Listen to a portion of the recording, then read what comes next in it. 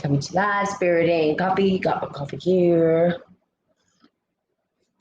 So yum, yum, yum, yum, yum, yum, yum, yum, yum, yum, yum, yum. Spirit and coffee. Coffee is good. I like coffee. Coffee, coffee, coffee. Yum, yum, yum. That's my Monday morning message song. Coffee, coffee, coffee. Yum, yum, yum. Good, good, good. I like it a lot. Good morning, Rick. How are you? Hope you're well. God bless you. Good morning, cheers. Yeah, I do songs sometimes, okay? Because I'm a weird one, okay? Okay, let's take a look at the Kundalini rising. Something that I do want to talk about. Let's. I hope I get to it because when I start talking, it's like, what's going on? So, good morning, Jose. So I don't know where you guys are at your, spiritual awakening. What's going on with you? Are you guys feeling some sort of shift in energy for yourself, for your life? Please share if that's what's coming up for you. It could be a simple thumbs up, a yes, yeah, things are shifting for me. I'm seeing things that I've never seen before, or understanding things that I've never understood before. Good morning, Suze. And sort of let me know if you're, good morning, Antonio. I'm going to sing a song to everybody that I see on here. Good morning, good morning. Good morning, Jose. Good morning, Antonio. Good morning, Suze. Suze. Here we go. Drink our coffee. Have some little spirit. Have a big spirit. I'm a weirdo, by the way, if you haven't noticed. So, how are you guys dealing with your spiritual awakening? Are you having a spiritual awakening? Are you connecting into different things or ways of interpreting or seeing the world that you hadn't before? Are you having aha moments? What is coming up for you? Please let me know. And if the answer is yes, it's a simple thumbs up. There's a couple of things that I'd like to share as you sort of walk through your journey, because sometimes we get a complete wave of understanding, right? A spiritual understanding, and it sort of like slaps us in the face and we're going like, whoa, what is that? What was that? How do I deal with this? How do I handle that? And it could be a lot, right, all at once. And if our bodies aren't in a place to physically handle all that energy, sometimes we don't know what to do. We become lethargic.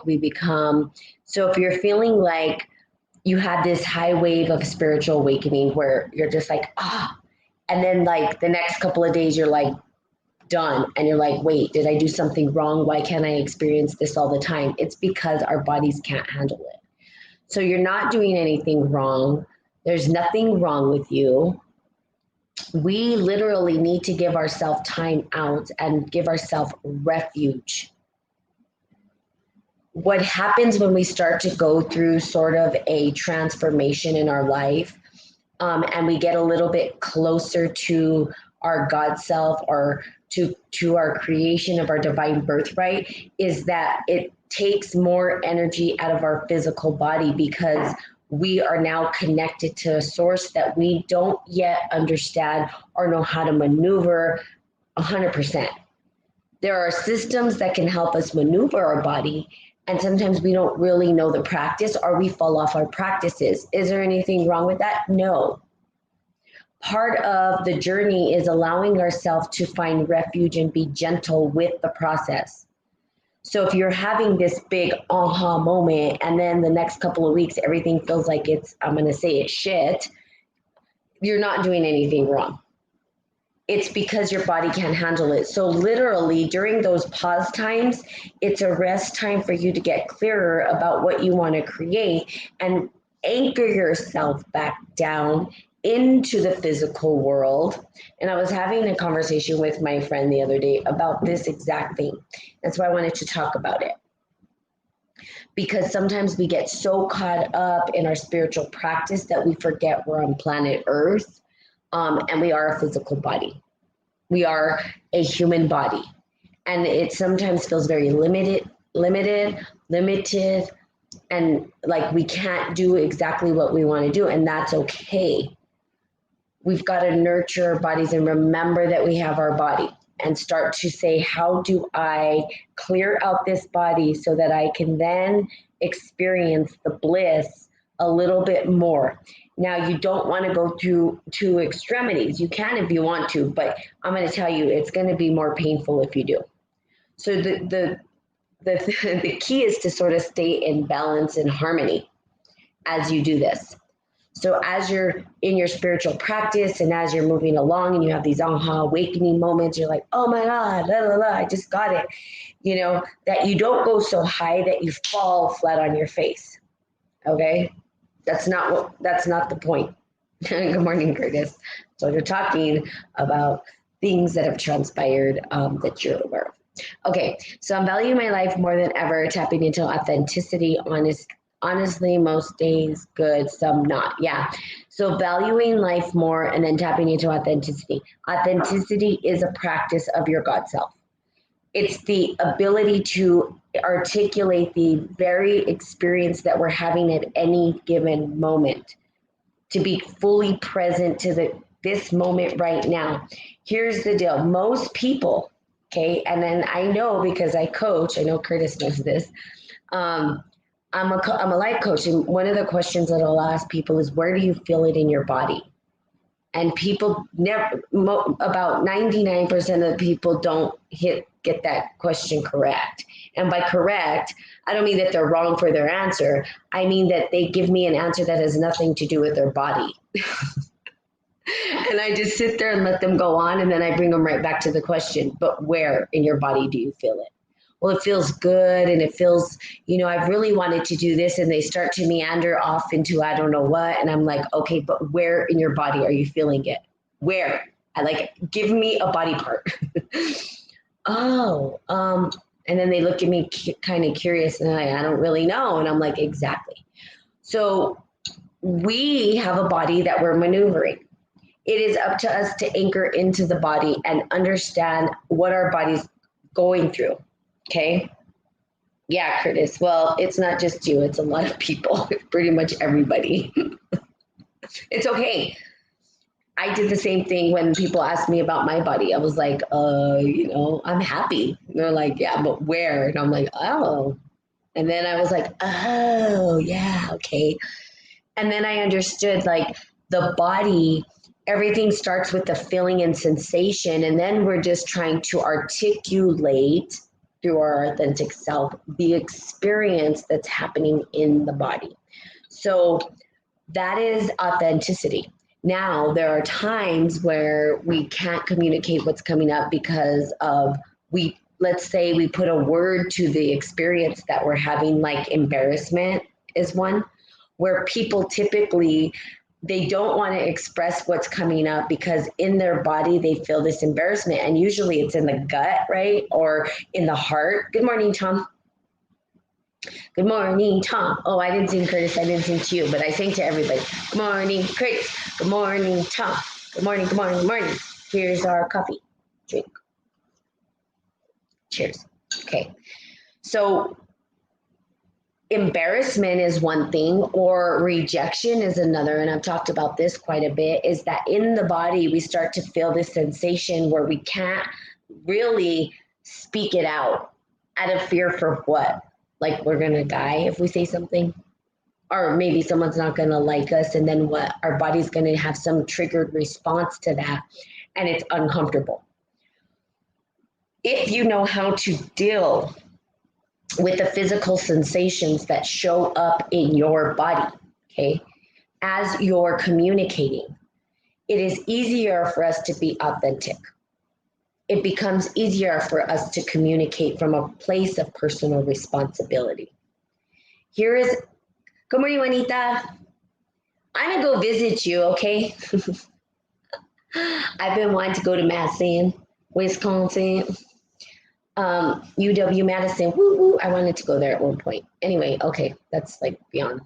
So here's a good example, and I want to, good morning, Betty, give you guys an example of what the process would look like for you to sort of start to understand. And Suze, hopefully this will help you get a little bit clearer about being authentic, maybe in a place when it's harder for you to be authentic, or you're practicing a new space that you've never really explored in being authentic. It is understanding the body. Okay, so it's really getting clear. So like if I talked about happiness, and this is an example, and you guys are just, you can throw out a word and I can, something that you guys are practicing, and we can go through it with you too, if that's what you want to do. I'll wait if people have stuff, and I'll continue talking about my experience, unless you guys want to throw out your experiences, which I'd rather talk to. So the happiness, or let's say I'm working on speaking authentically about my frustrations. Okay, things that bother me or trigger me, but I've never really said anything. And let's just say that, and this isn't true, I'm just coming up with a scenario. And I really want to talk to somebody about things that have been bothering me, but I'm afraid. Okay, I'm afraid to do this. Why? Because I know that as soon as I feel like I want to say something, there's a response in the body. And to get clear about that response, we start to understand where in the body do we feel it. Oh, shoot, like, oh my God, my stomach is turning. Like, I feel like I'm going to throw up. And so that sensation, okay, comes up, and you're like, I can't do it, because I feel like if I do this, it's going to come out like anger, or it's going to come out like crying, and I don't want to cry. And then you have all these conversations about what it's like to be frustrated or crying or whatever it is for you, right? This is just a scenario. And then when we're able to get past that or not, if we don't practice it, it'll come out eventually, and it'll come out distorted, and that's okay. It doesn't matter. It's got to come out eventually, or we're holding it in and getting sick. So those are the two things.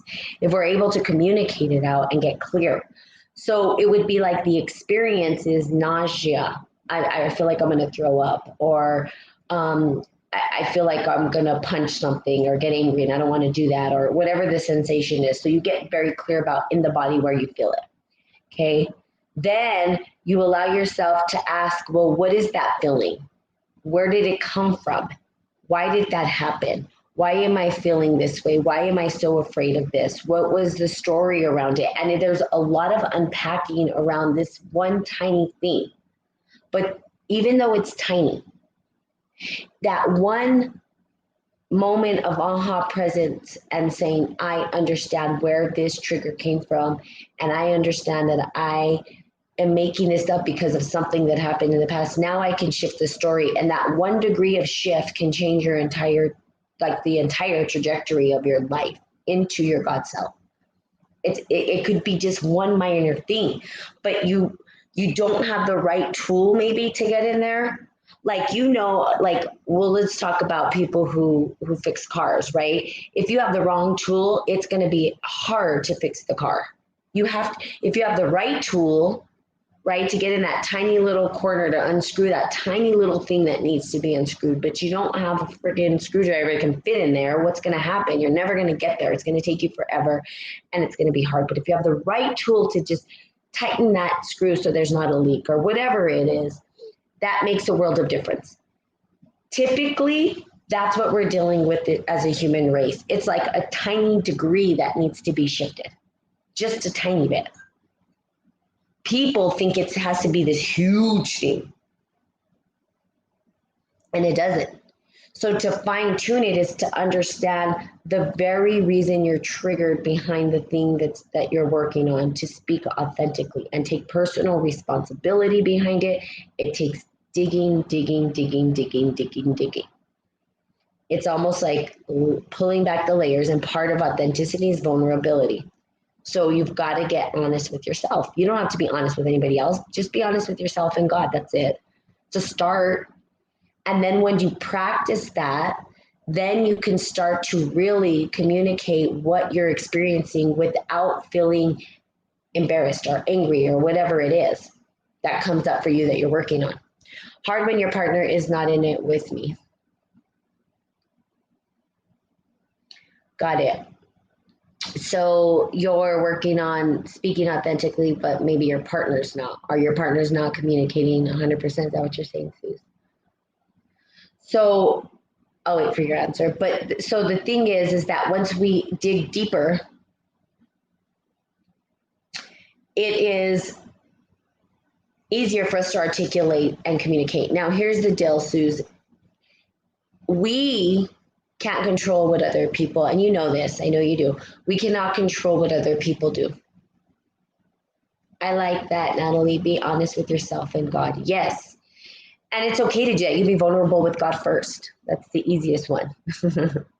Because God is all forgiving, right? But then it's like you get to other people and they ain't so forgiving sometimes. I laugh, but it's true. Trust me, I've been in the face of people that are like, I'm like, ooh, sorry. Wasn't trying to upset you. I love you. But if it's in, so with your partner, we can't change the people around us. That's not the point. Like, I can't change anybody. That's not the point of this platform either. It's not to change people. It's to get them to understand that they have the power within them to actually create what it is they want in their life. I've said this billions of times. So you don't have the ability to change your partner. And does your partner necessarily have to be in it with you? It's your practice, right? Your partner has their journey, whatever they're doing.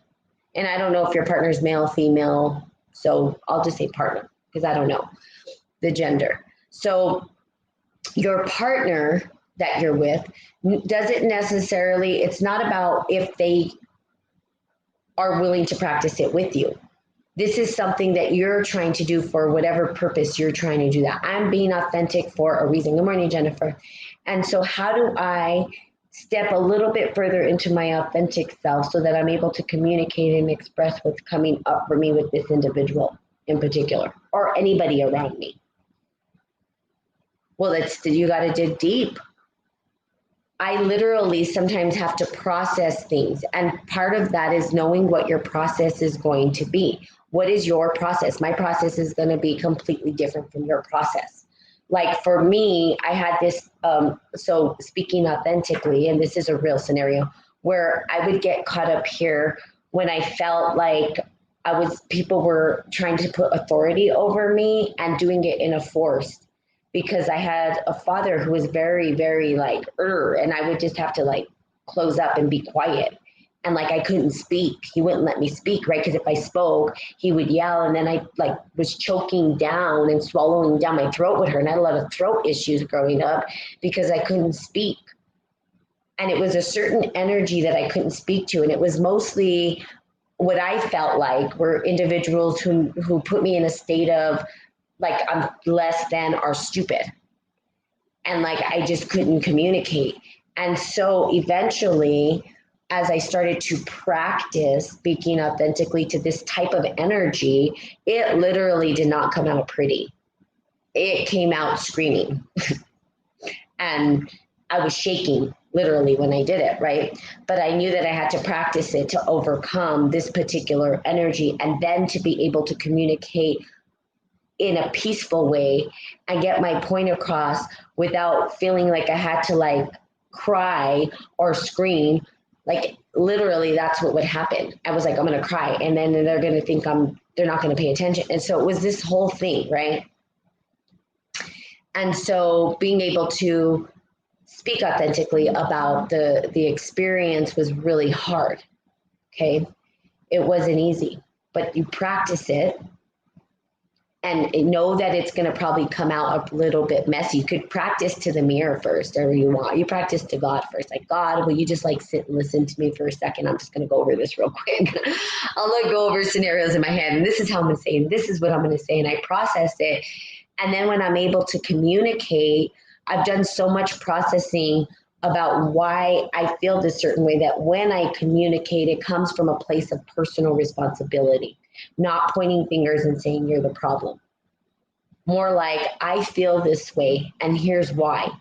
And I literally will tell people why. I understand that this is what I call father energy. I get that. But when you do that to me, it triggers that response in me. And it's not healthy. It's not gonna help me. So I don't know how we get past this, blah, blah, blah. But the dynamics of the conversation shifts. It doesn't feel like the burden's put on that other person to change or be different. It literally puts them in a mindset that says, wow, I didn't even realize, I didn't know. And the engagement is different. So I'm changing and growing. I'm not sure he likes the change. Have you asked him? It's part of what we do, and I was reading the 4 agreements on here, is we make assumptions about things too with individuals, right? Ask him. That's part of authenticity. I'm changing. Now, part of it is receiving the feedback, which is the part that's hard. I don't like feedback sometimes. It's really hard to take feedback. I'm like, oh God, what are they going to say? What's the feedback? Okay. And sometimes you have to just walk away and then just come back and process why whatever they gave you was so triggered to you. Because if it was, then it's probably feels true to you, some part of it. But being authentic, if you're practicing that, yeah, is actually asking those questions. I'm changing. That's personal responsibility. I know I'm changing. I know that I'm growing. I know that I'm becoming somebody that maybe someone you don't even recognize anymore. And what do you feel about that? How do you feel about that? Is it uncomfortable for you? But you've got to be willing to open up and be okay with the response. And that's the hard part for some people, because they could say, no, I don't. Okay, what about it don't you like? What about it makes you uncomfortable? What about it this and that? And then from there, you at least have an open door for communication, rather than these assumptions and walking on eggshells about how you approach the individual. You should be able to be you 100% without any filter. Now, that's not easy. I'm 100% myself, and some people don't like it. They run the opposite direction. And some people are like, how can people not love you? I'm like, I don't know. That's not for me to answer. There's some people who have been triggered by me who have never, ever, there's people on here, I think, that people that I don't even read their comments, because as soon as I'm done with this live video, I don't come back to it because I have so much going on. But there was a point where I went back, someone's like, they're saying all this stuff, and I didn't even know people were saying stuff. And there's people that get on here and say all kinds of whatever they want to say. They don't like me very much. They think I'm BS or whatever, and that's fine. I'm not trying to convince them to like me. They don't have to like me. Nobody has to like me. So I just have to be me, and I am who I am. And I know that my intentions are love, kindness, compassion, and I'm here to spread love. So if you know that your intentions are good and someone doesn't like you or want to be around you, you can't control that. You can't control that. That's not up to you to control. It's okay. Another piece of it is letting go of that. And that's hard. It's hard. You don't want to let go of people you love, right? But typically with me, because I'm so authentically me, that people will walk out of my life. I don't walk out of people's life because I'm always here. I love them. I don't think they understand that I actually do love them completely, wholly, just the way they are. And they typically will walk out of my life and say, I can't. And I'm like, okay. And I have to just be okay with that. I don't try to convince them to come back into my life. I don't, I'll send them messages, I love you and stuff, and they don't have to read it. They don't have to be a part of it. That's not the point. People, good morning, Suzanne. People can just turn around and walk out, and that's okay. It hurts me, of course, but I have to do the work that I'm set out to do, and that's to support the individuals who are wanting to ascend and wanting to walk their spiritual birthright, whatever that means for them. Or they're looking for some healing for themselves, right? And me, what I do is just support you to remind you, You guys have it all within you. You guys have it within you. You guys have everything you need. It's just the reminder because we forget, and sometimes it's hard to see those little dark spots that we can't see. How do we see that? And that's why coaches are important. Like I have a coach for everything in my life. Literally, I do. I have a coach, a trainer for my physical well-being because there are parts of my body I don't know how to move the way I want to or to strengthen the way I want to. So I go to someone who knows and can see. They can see the holes and the gaps. I have a coach for my spiritual, this practice that I do, right? My friend and I coach each other, which is awesome. So I have a life coach. I have a coach, a nutrition coach, because I don't understand how to eat. So the parts of my life I don't understand, I get coaching. That's what I do because there are these dark spots. Now, the intention of a coach is not to tell you, oh, do it my way or the highway. They typically will just see your dark spots and say, let's try this and try that and see how that works. And then you practice it and you get a little bit better at that particular thing. It's just, it illuminates a part of you that you didn't know was there already, but it's already been there. It's not like I'm saying here, I'm giving you something new. No, you already have it. It's already there in you. But sometimes we just get amnesia, we forget. And so we need some reminders, pretty much is what it is. So digging deep, getting into the authenticity, understanding what that is. And I love that you shared with us, Suze. Thank you so much for being brave enough to do that. It's really, it helps because I'm sure others are going through that. Now, when we start to do that and we start to awaken and we start to open ourselves up to the divine energy, we end up getting these like I was saying, these big downloads, and we start getting, and then we want to keep going, and then we can't because our body is a physical thing here in this dimension. And that's okay. Be gentle with yourself. And I'm talking to myself as well. And I've been in the practice of being gentle with myself, and I'm seeing better results that way.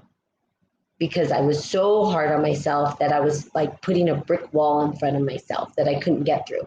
So be gentle with yourself. It's okay to understand, like you said, you're changing and you're growing, and he's probably changing and growing in a way that may be different than you.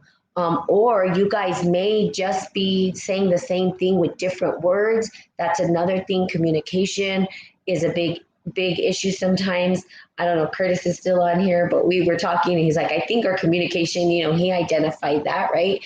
It's like something in the communication is like, there's just a small little thing, and it's just language really is what it is. And our understanding of the language that we're spewing out. Okay, well then let me understand, right? Let me try to understand. I just need to understand just a little bit. Let me understand. And once I can understand, right, for clarity, oh, that's not what you meant. Okay, what did you mean? Let me hear. Let me listen. It's okay. Drop into the listening and listen. Really listen with intention of understanding. Not the intention of trying to cut people off and talk over them, but really, truly listening and hearing them. What are you saying? And then questioning, wait, do you mean this or do you mean that? Okay, which requires patience and a whole other slew of things. So, and it requires love and kindness and being open to listening and hearing. So, and it diffuses any conflict, I promise you. When you listen to an individual and just let them get out what they need to get out, eventually they start listening to what they're saying, and then they're like, wait, what? What am I even talking about at this point? And you're like, okay. So again, the change that he may be going through, Suze, perhaps is the same as you, and you just have different ways of expressing it. It's possible. Thank you. But men don't communicate well. Okay, I love that you said that, and I'm totally going to tell you that's not 100% true. I know you know that it's not true. every guy in my life talks my ear off. They talk more than I do. I'm just laughing because I had this conversation the other day, and a friend of mine was talking, and I was just listening. I was just listening. And then he's like, I talk a lot, don't I? And I started laughing. And he's like, aren't women supposed to talk more than men? And I just couldn't stop laughing. It was hilarious to me. And I'm like, no, every guy in my life just talks my ear off. And that's okay. That's a good thing. Right? And it's funny. So if you feel like men are communicating well, it's because they probably don't feel comfortable communicating with you or whoever else. And the reason why is because they have this, it's a trust issue, right? It's a trust issue. Like if I tell you these things, you're going to think less of me if I say this. So there's a lot to unpack in that particular statement. But I can tell you right now that I have a lot of clients that are male. I speak to a lot of males, and every male that I know speaks more than me, and I talk a lot. And so it's funny. It's funny, and it's funny. And these men are not older, actually. They're younger than I am. So there you go. So if you're having a communication issue, it's like, what judgments do you have, right, on men that they're not opening up and communicating to you? So again, I literally can I can literally be with anybody and they'll unveil their entire story to me. That's just the way it works. But it takes skill. It takes skill and practice, right? It takes skill and practice to do that. So, Suze, I am always open to getting on a call with you if you would like. So an explore. I do a 1 hour exploratory call with people, and then if they want coaching, you can go on to coach. If you don't, that's fine, whatever. Typically after one call, people have the clarity they need, and then they're like, good, I'm good. It's like, okay, cool. But yeah, if you ever do, just email me. You know what my email address is. We could set up an hour call. So there you go. I need to read from Kundalini Rising because of the authentic communication, which is something we could talk about for the rest of our lives, because guess what? That's what we do. We communicate. And it's okay to communicate. Like I had a guy get on here the other day say, you're speaking a whole lot of nothing. And I said, you're absolutely right. Words are meaningless. I will tell you that right now. We use words to articulate and express our own experience of what is happening. But the reality is, if we stood still and looked at each other, which Curtis knows, buddy, that when you do that, you can draw out more from an individual than actually communicating.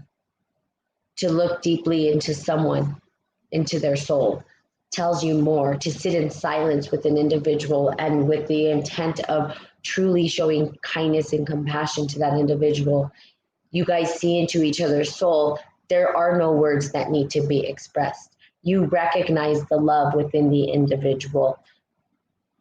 People typically can't do that because they're afraid of their own love or their own power or somebody else's power, embarrassed because they're going to be exposed and vulnerable. It's not an easy thing to do for some people.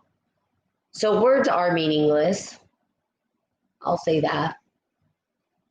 But that's how we communicate our experience. And it's exciting to do that. So that's why I talk a lot, because I'm like, ooh, and guess what happened here? And let's do this and let's do that. And then I want you to come and do this. And I want everybody to participate in everything I'm doing, because I'm like, it's fun. Okay. You could tell that I'm like, I feel, just based on this conversation, that I'm like starting to be in the flow of like my true authentic self, which is like this inner child. And so I'll just say salute to you, Curtis, my dear friend, for help facilitating that piece, because it has been a blessing. Yeah. I'm getting a little clearer about what I get to do as well. And that's exciting, right? It's exciting. So Suze, stay on your path of being authentic. Ask yourself where you're not being vulnerable. Write that down. If you choose, just write down, where am I stopping myself from being vulnerable? What blockages are getting in the way from me stepping into that? Because vulnerability is a big part of authenticity and surrender. And being able to like accept whatever comes back and be okay with that, which is not easy. That's not the easy part. That's the harder part.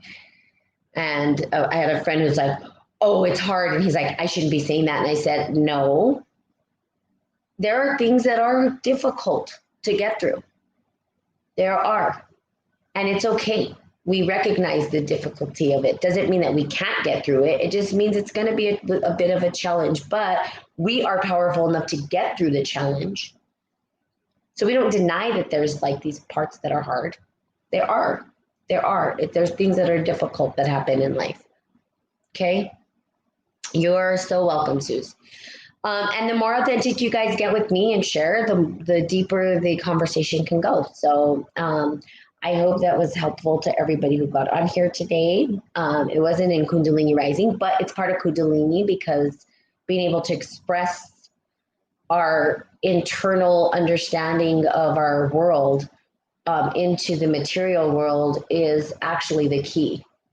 It's the key to creating everything you choose, literally. The more authentic we get with ourselves and able to communicate that, the faster that our divine birthright will be revealed to us in this material world. Okay? So I hope that helps. So there you go. So I love you guys. Have a great Monday. Have a marvelous, miraculous, I don't know what other M words are there, but Monday. And I will see y'all tomorrow. Bye-bye.